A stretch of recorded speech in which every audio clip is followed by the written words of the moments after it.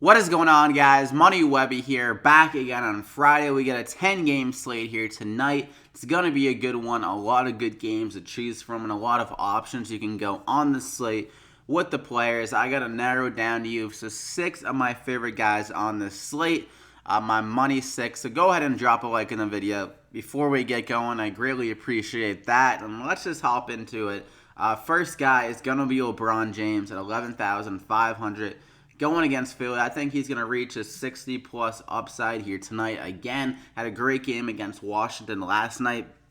Nearly a triple-double, 33, 14, and 9. In this game against Philly, they don't have that rim protector now with Embiid out. Amir Johnson will be playing center for them, so I think LeBron will be able to drive to the hoop with pretty much ease. And he'll be kind of running that point forward role again in this game and getting a lot of assists. So as long as he gets over 10 rebounds, I think he'll get a triple-double, honestly, in this game and be able to score a lot easier against this Philly team. This game's projected to be the highest scoring game on the slate, and it should be competitive throughout. Both these teams are playing for the better seed, so a pretty big game between Cleveland and Philly, so he should be good for around 40 minutes again here in a competitive game. So LeBron, lock him in there. And for my second guy, we're going to go on the Philly side of the ball. Robert Covington at 6,400. He's been playing very well recently with 50, 38, and 30 the last 3 games. The jump shots haven't been falling that much, but in this game against Cleveland, like I mentioned yesterday, against small forwards, they're very bad. So I think Covington can have a much better game here scoring the ball, and he's been extremely active on the defensive end recently with blocks and steals. So if you have that kind of that base with the defensive work that he's been putting in, you could see more of that against Cleveland here tonight, and just the opportunity for him to score more points in this game, especially without Embiid. Saric might be back in this game, but he'll probably be still a little bit banged up from that injury he suffered in the other game. So Robert Covington, he should get some solid minutes. This game should be a lot closer. So 30-plus minutes, and he can reach that upside that he has. He has 40-plus upside when he's scoring the ball, so lock him in there. And for my third guy, we're going to go with Kyle O'Quinn. I went with this guy the other night. Without Enes Kanter, he's been putting in some big work with the points and the rebounds. A double-double threat every single night. He's been getting some solid minutes, 29 and 32 minutes the last 2 games. So I think he's going to have another big game here against Miami. Not a great matchup, but he just does so much. And he's not really matchup dependent here. Because he just gets the easy rebounds and some pretty easy putbacks and stuff like that. And he can get some blocks. He's a good shot blocker down low. 5 blocks last game against Orlando. So I think he can reach 5 times value again in this game with over 30 DraftKings points, getting that triple-double. I mean, not that triple-double, that double-double work with the points and the rebounds. And then anything with the blocks on top of that will be icing on the cake. So go ahead and lock them in there against Miami. And they kind of go a little bit more small ball at some points, with Whiteside not seeing that many minutes. But for my fourth guy, Josh Hart, I think he'll have a good game here. He's been kind of quiet since he's been getting those starting minutes as of late. Hasn't been able to score that much. The rebounds have always been there and stuff like that. But this is a matchup against Minnesota where he can score a little bit better. We know that they're not good against the guards, point guards, and shooting guards. So Josh Hart, a good spot here for him to put in some work. And this should be a fairly high-scoring game. Minnesota doesn't play that much defense. They're on the back-to-back. So I think Josh Hart can hit a few threes and get a few layups driving to the hoop here. So another guy that honestly could flirt with a double-double with points and rebounds and get a few assists as well in this high-scoring game. So go ahead and lock him in there. And for my fifth guy, Tyler ULIS, been playing extremely well. I didn't realize how many minutes he's been getting recently. 36, 42, 37. So just getting like a ton of minutes as of late. So another game where he should get over 30 minutes and a great matchup against New Orleans.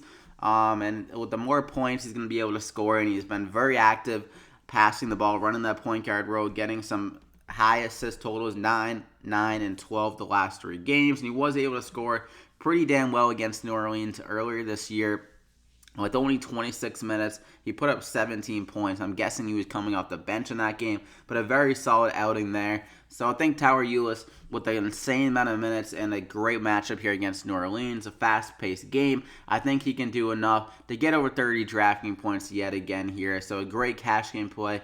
Should be able to get 5 times X and can honestly reach up to 40 DraftKings points in the spot if he's getting those high assist totals like he got against Houston. So lock him in there. So that's the core 5. You got Tyler ULIS, Josh Hart, LeBron James, Robert Covington, and Kyle Quinn. Not any big name guys, but all of them are in great spots, and just the way they've been trending recently late in the year here, I think they all can have a good night here.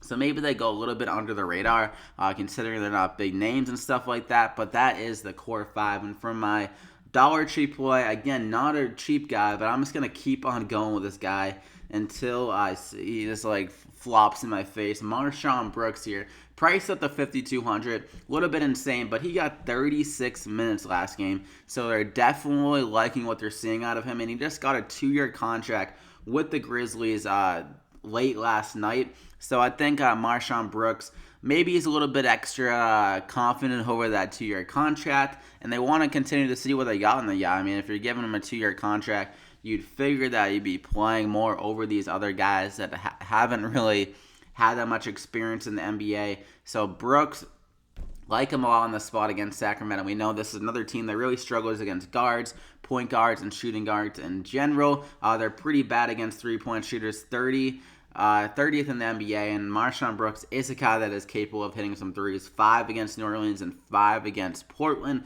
So 5,200. He needs to do the worst he's done this year on the team to still return value. Like, he could drop 27 DraftKings points, which would be worse than any other game that he's played this year for them, and he'll still return value. So I think he's still a solid play at this price tag, honestly. He has that upside, and with him getting some more minutes, he can get some more assists like he got against New Orleans in that game. So a very solid play here. Lock him in there. He should get over 30 minutes there. So that is it. Leaves you with 5,000 remaining per player. It's still very doable. That's why I didn't really want to go supreme value guy. I feel like a lot of guys in this 5,000 range can return a ton of value there. So that is it. Go ahead and drop a like in the video if you did enjoy it. Let's try to get up to 100 likes if we can do that. I would greatly appreciate it. And subscribe if you are new here. I upload MLB DraftKings picks every single day, so you can go check that out if you're into MLB DraftKings. I upload those every single day, like I said, and I just uploaded that last night. So go ahead and check that out right now after this one. And good luck tonight in this 10-game slate. Enjoy your Friday night. Let's take home some money and see you back here again tomorrow.